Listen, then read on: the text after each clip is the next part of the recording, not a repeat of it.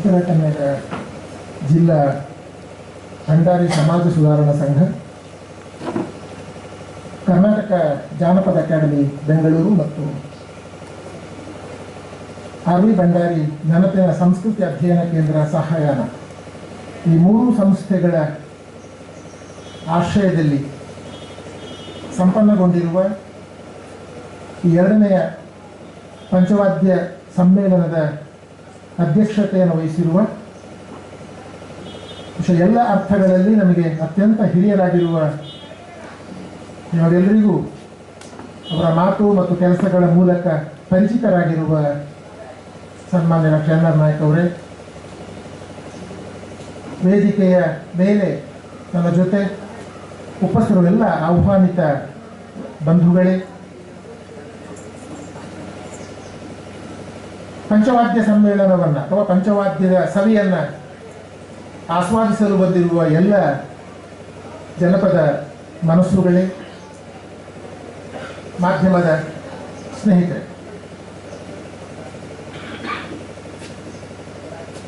ವಿಠಲ್ ಭಂಡಾರಿಯವರ ಪ್ರಾಸ್ತಾವಿಕ ಮಾತುಗಳೇ ಸ್ಪಷ್ಟಪಡಿಸುತ್ತವೆ ಅಥವಾ ಸ್ಪಷ್ಟಪಡಿಸಿದೆ ಈಗಾಗಲೇ. ಇದೊಂದು ಬಹಳ ವಿಶಿಷ್ಟವಾದ ಮತ್ತು ಒಂದು ಮಹತ್ವದ, ಒಂದು ಅನನ್ಯವಾದ ಸಮ್ಮೇಳನ ಎಂಬುದನ್ನು. ಬಹುಶಃ ನಮ್ಮ ನಾಡಿನ ಒಂದು ಗುಣ, ಒಂದು ವೈಶಿಷ್ಟ್ಯ ಏನು ಅಂತಂದರೆ, ಕಲೆಗಳಿಲ್ಲದ ಸಮುದಾಯಗಳಿಲ್ಲ ನಮ್ಮಲ್ಲಿ. ಯಾವ ಸಮುದಾಯಗಳನ್ನು ತಗೊಳ್ಳಿ, ಎಲ್ಲ ಸಮುದಾಯಗಳು ಕೂಡ ಅವರದ್ದೇ ಆದ ಕಲೆಗಳನ್ನು, ಕಲಾ ಪ್ರಕಾರಗಳನ್ನು ಅವುಗಳು ಹೊಂದಿವೆ.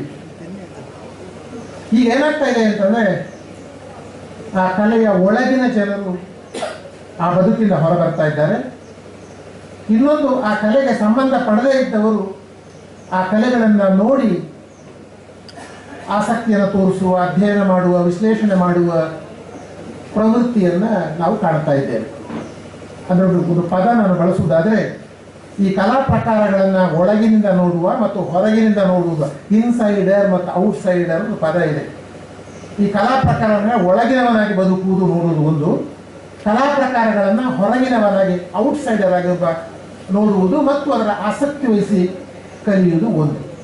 ಬಹುಶಃ ಇವತ್ತಿನ ಸಂದರ್ಭದಲ್ಲಿ ನಾನು ಮೊದಲಿಗೆ ಹೇಳಬೇಕಾದದ್ದು, ಈ ಕಲೆಗಳನ್ನು, ಪಂಚವಾದ್ಯ ಇರ್ಬೋದು, ಯಾವುದೇ ಕಲೆಗಳಿರ್ಬೋದು, ನಾವು ಇದನ್ನು ಒಳಗಿನವನಾಗಿ, ಅಂದರೆ ಕಲಾ ಪ್ರಪಂಚದ ಒಳಗಿನವರಾಗಿ ಮತ್ತು ಅದರ ಹೊರಗಿನವರಾಗಿ, ಈ ಎರಡೂ ನೆಲೆಗಳಲ್ಲಿ ನಿಂತು ಈ ಕಲಾ ಪ್ರಕಾರಗಳನ್ನು ಬೆಳೆಸಬೇಕಾದದ್ದು ಅತ್ಯಂತ ಅಗತ್ಯ ಅಂತ ನಾನು ಭಾವಿಸಿದ್ದೇನೆ.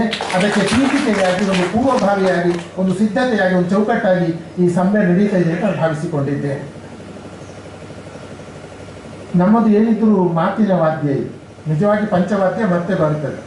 ನಾವು ಊದುವ ಶಂಕ ಊದುವುದು ಹೇಳ್ತಾರೆ ನೋಡಿ, ಊದುವ ವಾದ್ಯ ಊದುವುದು ಅಂತ. ಹಾಗಾಗಿ ನನ್ನ ಮಾತುಗಳು ಮುಂದಿನ ಪಂಚವಾದ್ಯದ ಸೊಗಸನ್ನು ತರುವುದಿಲ್ಲ. ಹಾಗಾಗಿ ನನಗೆ ಗೊತ್ತು ನಾನು ಹೆಚ್ಚು ಮಾತಾಡಬಾರ್ದು ಅಂತ ಅರ್ಥ ಅದರದ್ದು. ನೀವೆಲ್ಲ ಬಂದಿರೋದು ಪಂಚವಾದ್ಯದ ಸವಿಯನ್ನು ಸವಿಯುವುದಕ್ಕೆ. ಆದರೆ ಅದರ ಸವಿಯನ್ನು ನಾವು ಸ್ವಲ್ಪ ನಮ್ಮ ಎದೆಯ ಒಳಗೆ ಹೇಳ್ಕೊಳ್ಬೇಕಾದ್ರೆ ಸ್ವಲ್ಪ ಮಾನಸಿಕವಾದ, ಬೌದ್ಧಿಕವಾದ ಸಿದ್ಧತೆ ಕೂಡ ನಮ್ಮಲ್ಲಿ ಬೇಕಾಗ್ತದೆ ನೆಲೆಯಿಂದ ಈ ವಿದ್ವಾಂಸರನ್ನು ಅಥವಾ ಈ ಉದ್ಘಾಟನಾ ಸಮಾರಂಭವನ್ನು ಸಾಮಾನ್ಯವಾಗಿ ಆಯೋಜಿಸ್ತಾರೆ. ಈ ಪಂಚವಾದ್ಯ ಸಮ್ಮೇಳನದ ಇತಿಹಾಸದ ಕಡೆಗೆ ಸ್ವಲ್ಪ ನಾನು ನಿಮ್ಮ ಗಮನ ಸೆಳೆಯುವುದ, ನನಗೆ ಗೊತ್ತಿರುವ ಹಾಗೆ ಒಂದು ಮಾತು ಸ್ಪಷ್ಟ, ಕರ್ನಾಟಕದ, ದೇಶದ ಅಥವಾ ನಾವು ನಿರ್ದಿಷ್ಟವಾಗಿ ಕರ್ನಾಟಕವನ್ನೇ ಇಟ್ಟುಕೊಂಡ್ರೂ ಕೂಡ ಕರ್ನಾಟಕದ ಎಲ್ಲ ಭಾಗಗಳಲ್ಲಿ, ಎಲ್ಲ ಸಮುದಾಯಗಳಲ್ಲಿಯೂ ಕೂಡ ವಾದ್ಯಗಳಿವೆ. ಅದರ ಪಂಚವಾದ್ಯ ಯಾವುದು ಎನ್ನುವುದರ ಬಗ್ಗೆಯೂ ಕೂಡ ಚರ್ಚೆಗಳಿದ್ದರೂ ಕೂಡ ಸಾಮಾನ್ಯ 5 ಬಗೆಯ ವಾದ್ಯಗಳನ್ನು ಪಂಚವಾದ್ಯ ಅಂತ ಸೇರಿಸ್ತಾರೆ. ಇಲ್ಲೇ ಹೇಳುವ ಹಾಗೆ ಪಠ್ಯ ಕೊಡ್ತಾರೆ. ಇಲ್ಲಿ ದೋಳು, ತಾಸ್ಮೋರು, ತಾಸೆ ಅಂತ ನಮ್ಮ ಕಡೆ ಹೇಳ್ತಾರೆ. ಬಹುಶಃ ಶ್ರುತಿ, ತಾಳ ಮತ್ತು ಮೌರಿ ಈ 5 ಪಂಚವಾದ್ಯ ಅಂತ. ಇದರಲ್ಲಿ ಕೆಲವು ವ್ಯತ್ಯಾಸಗಳು ಇರಬಹುದು. ಬಹುಶಃ ಈ ಪಂಚವಾದ್ಯಗಳ ಅಧ್ಯಯನ ಇದು 2ನೇ ಸಮ್ಮೇಳನ ಅಂದರೆ ಹತ್ತಿರದಾಗಿತ್ತು ಅಂತ ನನಗೆ ಗೊತ್ತಿರುವ ಹಾಗೆ. ಶಾಂತಿನಾಯಕರು ಗೊತ್ತಿದೆ, ಎನ್.ಆರ್. ನಾಯಕರು ಗೊತ್ತಿದೆ. ಉಡುಪಿಯಲ್ಲಿ 2003ರಲ್ಲಿ ಮಾರ್ಚ್ 7, 8, 9 ನನ್ನ ನೆನಪಿನ ಪ್ರಕಾರ 3 ದಿವಸಗಳ ಕಾಲ ಒಂದು ಕರಾವಳಿ ಜನಪದ ವಾದ್ಯಗಳ ಒಂದು ದಾಖಲಾತಿ, ಪ್ರಾತ್ಯಕ್ಷಿಕೆ ಮತ್ತು ದಾಖಲಾತಿ ಸಮ್ಮೇಳನ 3 ದಿವಸಗಳ ಕಾಲ ಕರಾವಳಿ ಜನಪದ ವಾದ್ಯಗಳ ಒಂದು ಸಮ್ಮೇಳನ. ಸುಮಾರು 44 ತಂಡಗಳಲ್ಲಿ ಭಾಗವಹಿಸಿತು.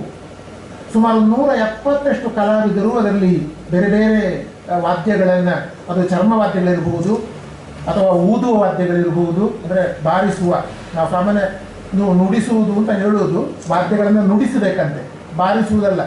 ನಾವು ಸಾಮಾನ್ಯ ಬಾರಿಸುವುದು, ಚೆಂಡೆ ಬಾರಿಸುವುದು ಅಂತ, ನಿಜವಾಗಿ ಅದರಲ್ಲಿ ನುಡಿಸಬೇಕು ಅಂತ ಅರ್ಥ. ಅದು ಮಾತನಾಡಬೇಕು ಅಂತ, ಆ ಹಾಡಬೇಕು. ಚೆಂಡೆ ಯಾವುದೇ ನಾದ, ಯಾವುದೇ ವಾದನ, ಅದು ಹಾಡುವ ವಾದನ, ಅದು ನುಡಿಯುವ ವಾದನ ಅದು. ಆದರೆ ಕೆಲವರನ್ನು ನೋಡಿದರೆ ಅವ್ರು ನುಡಿಸುವುದಲ್ಲ, ಮತ್ತೆ